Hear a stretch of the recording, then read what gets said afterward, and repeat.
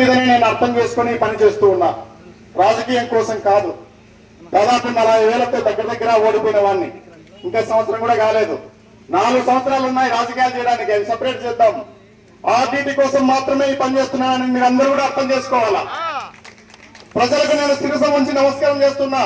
మొన్న గొంజితాండలో ఎంత పెద్ద ఎత్తున ప్రజలు తరలి వచ్చి నేను ఆర్టీటీ జెండాను భుజానికి ఎత్తుకుంటే, జాతీయ జెండాను భుజానికి ఎత్తుకుంటే ప్రజలు నన్ను భుజానికి ఎత్తుకొని పోలీసులు తాకకుండా చూస్తున్నారు. వాళ్ళందరూ కూడా పోలీసులు తాకడానికి కూడా వీళ్ళు లేకుండా చూస్తారు. రెండో రోజు తెలుగుదేశం పార్టీ వాళ్ళని కూడా అట్లాగే ఎక్కడ నిలబడ్డానో ఎన్నిక అడుగు వేయకుండా ప్రజలు మద్దతు పలికినారు. ఈ 2 విజయాలు సరిపోతాయి. కానీ మీరైతే అర్థం చేసుకోవాలి, నేను కేంద్ర ప్రభుత్వం కోసమో రాష్ట్ర ప్రభుత్వం కోసమో చేయట్లేదు. నేను ఈ ప్రాంతం కోసం చేస్తున్నాను, ఈ ప్రజల కోసం పాదయాత్ర చేస్తున్నాను. ఆర్టీటీ లేకపోతే ఏం జరుగుతుంది, ఎవరు నష్టపోతారు అనే విషయం మీదనే అర్థం చేసుకుని పనిచేస్తూ ఉన్నాను. ఒకవేళ నేనే మాట్లాడకపోతే ఆర్టీటీ గురించి ఇంకెవరు మాట్లాడతారని నేను అడుగుతూ ఉన్నా.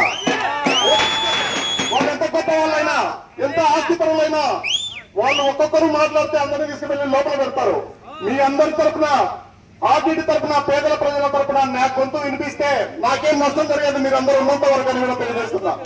దానికోసమే చేస్తున్నాము. ఎక్కడో ఢిల్లీకి పోవాల్సిన పని లేదు. కదులుతాయి. రాష్ట్ర ప్రభుత్వం కదులుతుంది, ఢిల్లీ ప్రభుత్వం కూడా కదులుతుంది. కదలకపోతే తనకు నూకలు చెల్లుతాయని తెలియజేస్తున్నా. మన ప్లేట్లలో మెతుకులు లేకుండా చేస్తే వాళ్ళకు కూడా నూకలు లేకుండా అయిపోతాయని తెలియజేస్తూ ఉన్నాను. మన పొలాల్లో ఇత్తనాలు లేకుండా చేస్తే అదే జరుగుతుంది వాళ్ళకు కూడా. మనం హాస్పిటల్కి వెళ్ళినప్పుడు ఆర్టీటీ మనం ఆదుకుంది బిల్లులు ఇచ్చి, అవి లేకుండా అలాంటి ఆర్టీటీని ఎప్పుడు 60 సంవత్సరాల నుంచి రాని ఇబ్బంది ఏమెందుకు వచ్చిందో మీరు ఆలోచన చేయాలి. మీరు వేసిన ఓట్లతో, మీరు తీసుకున్న సీట్లతో, వాళ్ళు మీరిచ్చిన సీట్లే అవి, మీరిచ్చిన ఓట్లే, ఆ అధికారాన్ని తీసుకొని మీకు ఆర్టీటీని దూరం చేస్తున్నారని తెలియజేస్తూ ఉన్నా. ఆర్టీటీ ఏం తప్పు చేసింది, ఏం పొరపాటు చేసింది మీరందరూ కూడా గుర్తు పెట్టుకోవాలి. అందువల్ల మేము ఏదైతే అధికారం మీకు ఇచ్చి ఉన్నామో ఆ అధికారాన్ని ఈ ప్రాంతానికి, ఈ ప్రజలకి ఉపయోగపడేటట్టు చేయాలి, కానీ నష్టమయ్యేటట్టు చేయకూడదని తెలియజేస్తున్నా. ఎక్కడో స్పెయిన్ దేశం నుంచి, లండన్ నుంచి వాళ్ళిద్దరు దంపతులు వచ్చారు. ఫెర్రర్ దంపతులు 20,000 కిలోమీటర్ల పైన ప్రయాణం చేసి ఇక్కడికి వచ్చారు. అందుకే ఈ ఆర్టీటీని కాపాడుకోవడానికి కనీసం 1% అంటే 200 కిలోమీటర్లు దాటి నేను పాదయాత్ర చేయాలని చేస్తూ ఉన్నాను. మొన్న ఒక్కరోజు ఒక పూట నన్ను ఆపినందుకు నిన్న ఒక్కరోజు 24 కిలోమీటర్లు నడవలసి వచ్చింది. సోదరులారా, మీరు అందరూ కూడా గుర్తుపెట్టుకోండి. దీంట్లో నా స్వార్థం లేదు. ఒకే ఒక స్వార్థం ఉందంటే ఈ పేద ప్రజలు బాగుపడాలనే ఉంది, ఈ ప్రాంతం బాగుపడాలనే ఉంది. వాళ్ళు నిజంగానే ఎఫ్సిఆర్ఏకి తీసుకుని వస్తే, ఆర్టీటీకి రెన్యువల్ చేస్తే ఎఫ్సిఆర్ఏ ఎక్కడ చేస్తారో అక్కడే మైక్ లో థ్యాంక్స్ చెప్పి ఈ పాదయాత్రను విరమించేస్తానని తెలియజేస్తూ ఉన్నా. ఈ పాదయాత్ర ఆపే పద్ధతి ఒకటే ఉంటుంది. 2 రకాలుగా జరుగుతుంది. ఒకటి నన్ను అరెస్ట్ చేయాలి, రెండోది ఎఫ్సిఆర్ఏ తీసుకురావాలా. ఏ గ్రామం కూడా కళ్యాణదుర్గంలో రంగయ్య సార్ని మా గ్రామం నుంచి అరెస్ట్ చేయడానికి వీళ్ళెవరికి గట్టిగా నిర్ణయించుకున్నారు. గొంచితాండ చిన్న గిరిజన గ్రామం, మీరెంత వాళ్ళైనా సవచ్చు.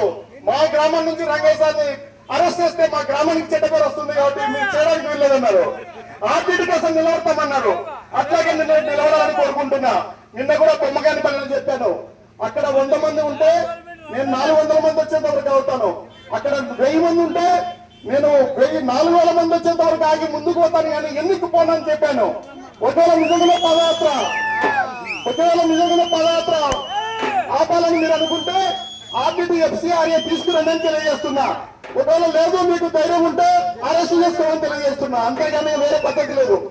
ఎందుకంటే ఇది పేదల కోసం చేసేది, ఇది ప్రజల కోసం చేసేది, ఈ ప్రాంతం కోసం చేసేది. దీని ముందు ఎవరు నిలబడలేరు. అటు చూడండి, జాతీయ జెండా ఉంది, ఎంత గర్వంగా ఉందో. అటు ఆర్టీటీ జెండా ఉంది, వైఎస్ఆర్సీపీ జెండా కూడా ఉంటుంది. అన్ని ఉంటాయి. ఎన్ని జెండాలు ఉన్నా నిజంగా మాత్రం ఆర్టీటీ ఒకటి ఏం తెలియజేస్తున్నా.